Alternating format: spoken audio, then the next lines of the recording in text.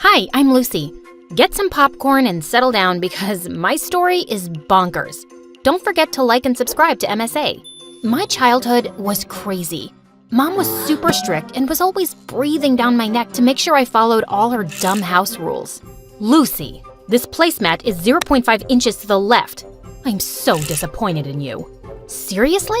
I got no dessert because of freaking placemats. And Dad was a complete weirdo.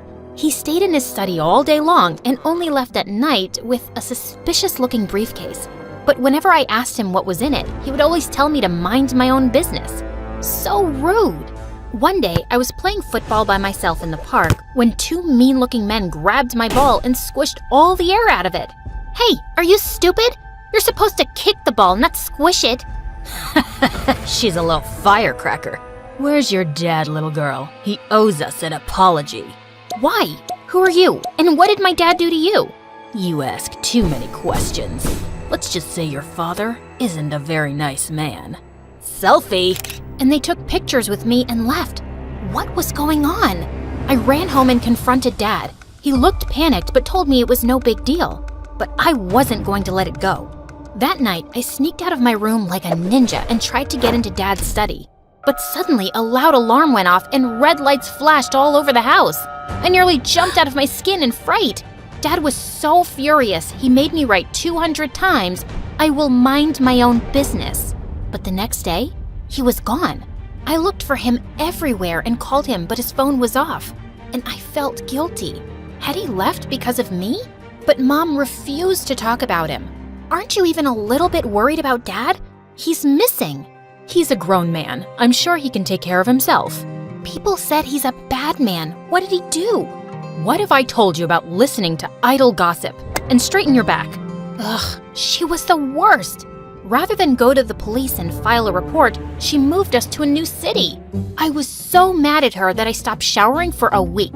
Then I accidentally smelled my own armpits and nearly fainted, so I finally took a bath. But I stopped doing chores according to her ridiculous rules. Lucy, I told you to dry the laundry, not dye it. Oops. But I was only getting started. I always put the forks and knives in different drawers around the house after washing them and screwed up the TV remote so it wouldn't work properly. I dyed my hair orange and got fake piercings and tattoos, but told her they were real. She was so upset, she got me enrolled in an insanely strict school. They have uniforms and rules. I'm sure they'll knock some sense into you. Not if I knock them over first. St. Mary's was a mansion with super rich kids. The lawns were perfectly kept, and the halls were so clean they shone like diamonds. But I got in trouble on the very first day. I was putting my books in my locker when suddenly someone threw a hoodie in my face. Wear this. Your ugly face is gonna make me vomit. Then look somewhere else, creep. This is a respectable school. We don't want people like you, so you better clean up. She knocked the milkshake out of my hand and pushed me down in the mess. I saw red. I was about to get up and slap this crazy witch when suddenly a boy came running down the hall and stood between us. Picking on the new kid on the first day? You're really desperate for attention, aren't you, Crystal? Mind your own business, Anthony. This is my school, not your dad's office. What I say goes. Maybe I should give him a call and we'll see who really runs this school. Crystal looked furious. She flipped her hair and left with her minions, and Anthony helped me up. Hey, I'm sorry about Crystal. Just because she's the principal's daughter, she thinks she can boss everyone around. Thanks for coming in like a knight in shining armor. I always wanted to save a damsel in distress. Oh, you didn't save me. You saved her from me. But the teachers at the school were like Mom Pro Max. They gave detention for everything. Need to sharpen your pencil twice a day? Detention. Spend more than 5 minutes in the bathroom? Detention. The last straw for me was when one of the teachers took away my bag of candies and threw them in the trash. Just keep your candy at home. Mom is a bigger candy police than the teachers. One time I had more than one M&M and she took me to the dentist for a cleaning. That's intense. Come over to my place and we can play video games and eat all the candy you want. Anthony's house was bigger than the White House. There were guards all over the place and a whole room dedicated to gaming consoles, snacks, and a freaking cotton candy machine. Fart in my face to wake me up because I must be dreaming. You are so weird. We played till our eyes hurt, and it was the best time I'd ever had in my life. Over a dinner of greasy burgers, I told him all about my parents, how we'd moved so suddenly, and how I'd never had a normal childhood, and how Dad left. I think Dad was a criminal or something. That's the only logical explanation. Is that why he disappeared? Maybe. This is the best burger I've ever had. Mom would freak out if she saw me eating this. That just shows your mom really cares about you. My dad builds bridges and has a whole list of rules that he needs to follow strictly, or people's lives could be in danger. Your mom is just trying to build a strong bridge.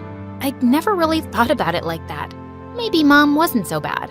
But Anthony was so wrong, because when I got home, Mom was waiting for me in the living room, boiling with anger. How dare you go to a friend's house without permission? Do I even know these people? You'd know about my friends if you cared about anything other than your stupid rules. You're grounded. I hated my life at home, and Crystal was making me miserable at school. She was the student body president and was always after me for breaking some rule, which she made up herself. Ugh, I know you can't fix your ugly face, but at least have the decency not to smile. Your crooked teeth really make everyone cringe. Detention. For smiling? That isn't against the rules. No, but it should be for you. Well, if I'm gonna do the time, I might as well do the crime. I was getting detention so often that kids in school had started calling it getting a Lucy. It was ridiculous.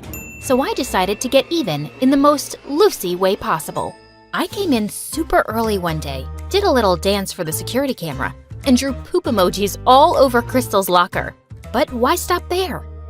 The whole school was a blank canvas.